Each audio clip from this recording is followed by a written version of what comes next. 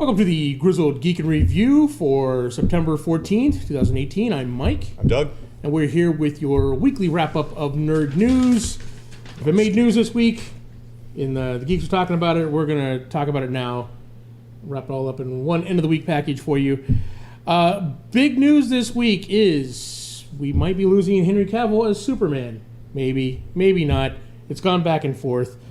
News broke Wednesday morning that Cavill was leaving WB as Superman, as people are citing that it was contract negotiations broke down. Right. Okay. Where they were trying to get him in as a cameo in Shazam. Okay. Right. Yeah. And then those negotiations broke down as Henry Cavill wanted more money to play Superman. Sure. Yeah.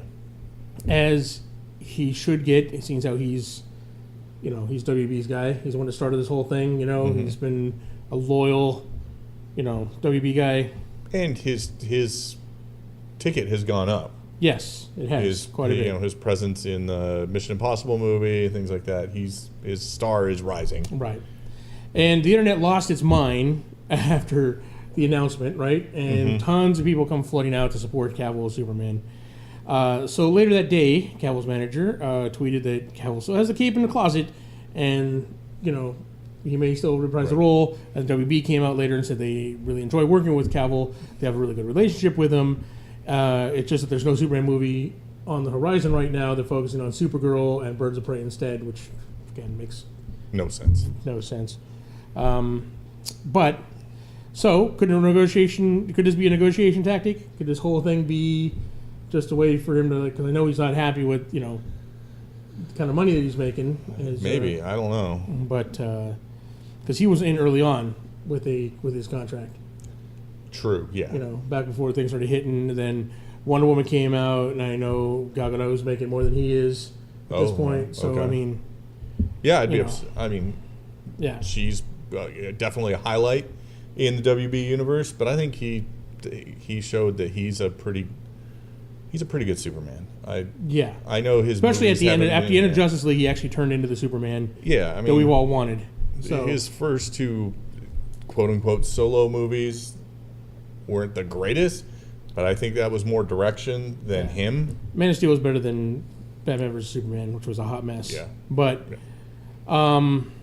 yeah, I mean, but again, that wasn't his fault in any way. I don't think No. He did fine with what he was given. I like Cavill as Superman. I want to see him in there now. If they go with a different Superman, right? Apparently, WB is ready to step up, and rumor has it that they're looking at Michael B. Jordan to replace him as Superman. So, I mean, everybody wants in on the Michael B. Jordan train. Michael B. Jordan's a very talented actor. Yeah, but I mean, normally I don't care when they have these, they swap out like black actor for a white actor or whatever. I mean. In the past, and even Michael B. Jordan's done it before with Johnny Storm. Right. And everybody lost their minds about it. If you think the internet lost his mind over Michael B. Jordan playing Johnny Storm, right? Wait till he plays Superman. Yeah. Right? Because Superman is like beyond like a typical. He's not your normal character. I was saying earlier, he's an icon. He is a symbol. He is far beyond any other comic book character. Right. Batman, Spider-Man, X-Men, whatever. It doesn't matter. He is way beyond anybody can be behind. Yeah, I mean, it's just. Superman is the most recognizable comic book character on the planet, right? That's the most recognizable thing. And if you change his race or something drastic about him like that, then that's going to change that recognition, right? You show anybody in the world a picture of Henry Cavill as Superman, they're like, oh, yeah, it's Superman. Show them Michael B. Jordan, they're going to say like, oh, it's a guy dressed like Superman. Right. You know what I mean? So it's just, it's a little weird. I mean, I love Michael B. Jordan. I think he's an awesome actor. And I'm all for well-done diversity in comics. I honestly, the Supergirl Birds of Prey mess, it feels more like WB pointing a shotgun at a bunch of female characters and going, who's gonna let's try all of these and see which ones resonate with the fans. Right. Yeah. But they have a bunch of cool black characters. Yeah. That you could have Michael B. Jordan play. Right. That could be brought to prominence. Like Iron Man was when you got Robert Downey Jr., you've got these B and C list characters that could suddenly become A-listers. Step up me an A-lister, if you put somebody like Michael B. Jordan put that kind of talent role. behind him. Yeah. So I think they're missing the boat. They grab all of these crap characters and put them in movies anyways. Yeah. And then are surprised when they flop or they don't do so well. But then you've got somebody this big you could put into one of those roles to really elevate it, and they don't. Yeah. It's like, come on. Yeah. It's just, I mean, he would make an awesome Jon Stewart. He'd make, yeah. I mean, I personally would prefer to see Idris Elba because Jon Stewart's always been portrayed a little older. Yeah. But nonetheless, I agree. He could be either of those. He could make, again, a cool bad guy, although I want him as a good guy. Yeah. Because I want to see him get multiple roles and come back. That was the worst part about his role as Killmonger is we only got him for one. Exactly. So, awesome bad guy. One of the most awesome bad guys. And yeah. So, hey, we'll see. Yeah. We'll see what happens. Changing Superman like that, I don't know. And why would you waste Cavill when you have him right now? Why wouldn't you not? Yeah, because he is one of the few perfect in that role. Yeah. He fits that role so perfectly. They should, do what you need to do to keep him. Exactly. Yeah. You've got him and Gal Gadot, and we'll see when Aquaman comes out. But I think those three. So here's a big question though. Now, if they do lose him, if they do lose Superman, and they lose their Batman, right? They lose two of the Trinity. Is it reboot time? That was the big debate. Are they going to reboot the universe, or do they keep on trudging along? I mean, yeah, that's the problem. They can survive losing a Batman, but can they survive losing Batman and Superman? Yeah, I don't know. And then we'll throw one more further. What if Aquaman tanks? Right? Yeah. With the competition it's got going up against, I mean. Yeah, then you have to reboot. Then you figure out, is there a way to reboot keeping Gal Gadot? Yeah. But I mean, that's WB. Why are you breaking our hearts? You've got such cool characters. Why do you keep screwing them up like this? All right. Let's jump to the other side of the pond with people who aren't screwing up their universes. So Disney is submitting Black Panther for all award categories in the Oscars. Trying to shotgun effect with the awards, huh? Well, after announcing the removal of the most popular category, it looked like Black Panther would be looking for just technical awards, which is criminal. Yes. Disney has other plans as it submitted Black Panther for all awards, including Best Picture and Best Director, and hopefully Best Supporting Actor. Yeah. I don't know that I would give Chadwick Boseman the nod for Best Actor. I don't know that he was that outstanding, but Michael B. Jordan is Best Supporting Actor. Definitely. And I can't remember the girl who plays Shuri. Best Supporting Actress, maybe? Yeah. She was amazing. She was awesome. So, I may be going a little overboard on what qualifies as a Best Supporting Actress there. I don't know that she was that significant to the plot that she would have deserved that. But nonetheless, I loved her character, so, whatever. That popular category was tailor-made for Black Panther. Yeah. They were locked for that category. Yeah. But then again, people were saying it's a shame that it was basically, it's like the animated one, right? Yeah. It was the Beauty and the Beast award, right? When Beauty and the Beast got nominated, first time it got nominated for Best Picture. Right. And didn't win when a lot of people said thought it should have that year. Right, yeah. Then later on they created the Best Animated. Yeah. But, so anyways, despite this massive push, the Academy does not have a good track record with comic book movies. As seen with I'm just Logan hoping it gets nominated for these, right? Yeah. Let's put it out there. If it gets the nod, and then gets something, that's the thing is I don't watch all of the artsy shows that end up being getting nominated, so I don't really know the competition it's up against, but it would seem criminal not to at least get nominated. Exactly, for these things. I agree. So there you have it. Hopefully we get some kind of award, some recognition for Black Panther, which was a historical movie. Yes. It was a phenomenon. So, all right, our major changes happening to Avengers 4. Now, we reported last week about Dave Bautista saying that there's going to be a shakeup with the Guardians characters after Guardians 3 got indefinitely postponed because of firing of James Gunn, not being able to find a new director.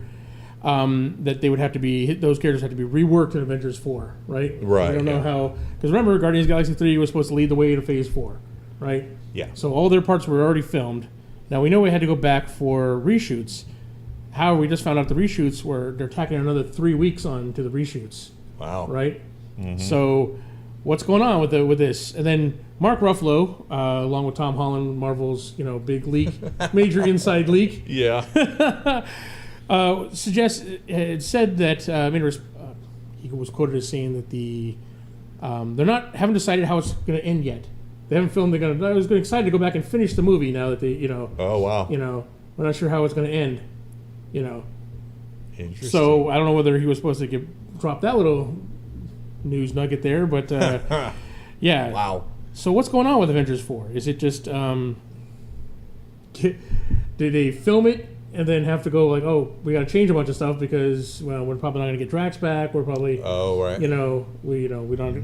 We got to change the direction we're going with Phase 4 because these movies are planned out well in advance. Right.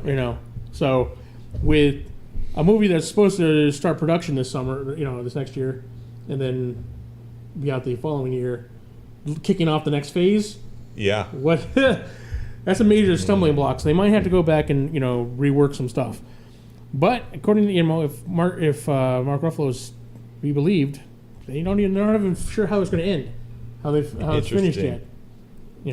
So that is. The movie's coming out next year, right? We're going to trailer for it in this year, So we'll see. I mean, this will probably be sounds like some of the biggest changes this late in the game that Marvel's ever done.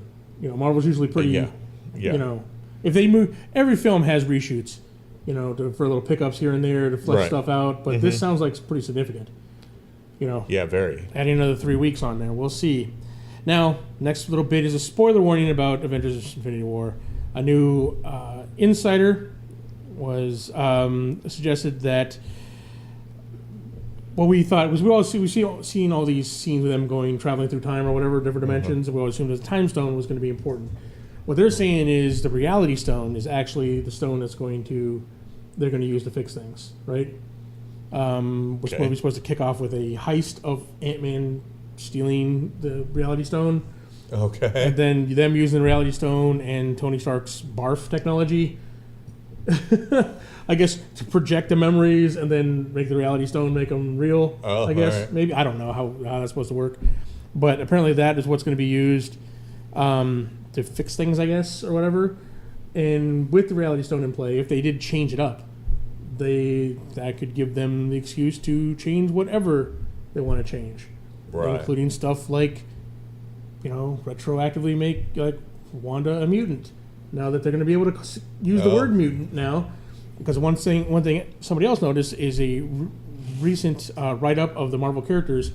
They mentioned that the Mind Stone may have unlocked her potential, not given her powers before. Okay. So they might be setting up the retcon there to make her a mutant. Now that mutants are coming back in the Marvel fold. So basically, we don't know what's happening with Avengers 4. I'm just as excited as the rest of you to find out what's happening. Yeah. And they could be scrambling to fix some things. It'll be interesting to see how that goes. Yeah. All right. We got our first full trailer for Disney XD's Marvel Rising Secret Warriors. Yeah. It's going to be an 80-minute animated movie which will feature the most diverse super team ever: Miss Marvel, Squirrel Girl, America Chavez, Patriot, Lockjaw, Quake, and more. Yeah. Look at a huge team. And Captain Marvel was actually cameoing in that too as well. Oh, really? Okay. Yeah. Squirrel Girl will be voiced by Milana Vaintrub, who will play her in the live-action New Warriors. And Quake is voiced by Chloe Bennett from Agents of S.H.I.E.L.D., so that's cool. So, and she's even refers to herself as, S.H.I.E.L.D. agent Daisy, whatever her name. She's from her character from Agents of S.H.I.E.L.D. Okay. So it's all going to be tied into the Marvel Universe. Well, yeah, I mean, she's been placed in the comics too. Yeah. So the whole So interesting. I would say I'm looking forward to this, but I'm morally opposed to even the existence of Squirrel Girl. So I will probably still watch it, but I will just blank out that she's even like, there. Squirrel Girl. So stupid. I'm like, Miliana, Weintraub, I thought she was awesome casting for her when if we ever do see these new Warriors series that she was cast in. I think they're saving that for the streaming service next year. Oh, maybe. Yeah. So it was supposed to originally go on Freeform, and then they decided to hold back. Okay. So I'm assuming we'll see it on the Disney pay-per-view or, streaming service. But right, yeah. Yeah, I mean, this is a crazy group of superheroes. When I saw the trailer for it, I was like, oh my God, it's like, oh, is that Lockjaw? Wow, they got like everybody in this. So. Well, and there's a lot of power on that team. So There is quite a bit of power on that team, yeah. So, yeah. Because American Chavez, she's like, she can fly and super strong, and she's like. I don't remember what all her powers are. I know. I thought she was like a Captain, one of the mini Captain America ripoffs, but she just, Yeah, isn't she? Oh, maybe not. I don't know who she is. I know Patriot is. He's kind of a super soldier. All right. Guy, but I don't know. I'm not as familiar with a lot of these. I know who most of these characters are, and I've seen most of them. But I will watch it. I mean, this is probably geared more towards kids than us, but just the fact that it's gonna have Quake in it. I'll watch it. I like Chloe Bennett. Yeah, I like Chloe Bennett. So even if she makes questionable decisions in her relationship. In her relationships, yeah. All right, we won't go any further into that, but yes, I agree. All right, well, that does it for our main stories. Now on to our smaller stories, our nerd nuggets, our geek bites, if you will. We got a trailer, kind of a teaser trailer for Daredevil Season 3. Super excited for this. I mean, Iron Fist just dropped, right? Mm-hmm. We're expecting this later on. Now, why they kind of tease like coming soon, there was no definitive drop. Netflix Thailand may have actually, spilled the beans. In a now deleted tweet, they had a release date for Season 3 for October 19th, which is a lot earlier. That seems way too early, considering you had Luke Cage 2 months ago, you had Iron Fist just now. That seems a little rushed. Look, I'm not going to complain if October 19th rolls around and I get to binge Daredevil Season 3, but I agree. It is a little... I'm having trouble catching up. You're falling behind. You're still on Luke Cage. I'm still on Luke Cage. Season 2, yeah. I am not. All right. But yeah, so I'm super excited for Daredevil. All right. Could Game of Thrones actor Kit Harington be up for Batman role in Matt Reeves' movie? Interesting. WB commissioned digital mock-ups of Kit in the cape and cowl this last summer. Now, if he is... Interesting. I mean, obviously, if they wouldn't have asked for those mock-ups if they weren't interested in them, although he has since come out after this dropped and said that he has not been approached, right? That's why they're digital mock-ups. They just kind of let's see what he looks like, maybe, yeah. So that is interesting. Although I think he would. Jon Snow is Batman. Yeah, maybe. I think he'd make a better Nightwing. Yeah, I think so too. But hey, we'll see. All right. Over at DC, speaking of Robin and DC Universe, the Swamp Thing is one of the series I'm probably most looking forward to out of that. Has cast Derek Mears, Jason Voorhees from the latest Friday the 13th remake, as the creature. It appears that the elemental will be practical effects. He's going to be a guy in a suit, just like the old series. Oh, actually. Nice. So that's going to be awesome. And Mears is 6'5". So he played Jason Voorhees. He's a big dude. So much like Dick Durock, who played the Swamp Thing in the old series, he was a stunt man, just like that. So So it'll be in a prosthetic suit. And just, all right. I'm excited for this. I actually like that old series, Swamp Thing series. I liked it better than the movies. Okay. It was based on. Yeah. Although the first movie was pretty good, but it was way low budget. And the rubber suit. Cheesy. Now, Swamp Thing 2 had a much better suit, but it was just too cheesy and over the top, the movie itself. Yeah. The series was good. All right. Rumors have been circulating about Captain Britain coming to the MCU for a while now. And now Ain't It Cool News is reporting not only is he getting his own movie, it will also star the Black Knight and be directed by Guy Ritchie. No. I don't know what I think about that. Can you get any more English? Yeah, well. No. And is Guy Ritchie's style of movie making really... Trying to picture a buddy film like Sherlock, only in superheroes with Captain Britain. Replace Sherlock and Watson with Captain Britain and a Black Knight. I don't know what I think about this. Now, I would normally dismiss this as a crazy rumor, but Ain't It Cool News is reporting this now. And granted, they've been quiet in recent years, but Ain't It Cool News was the premier, one of the first.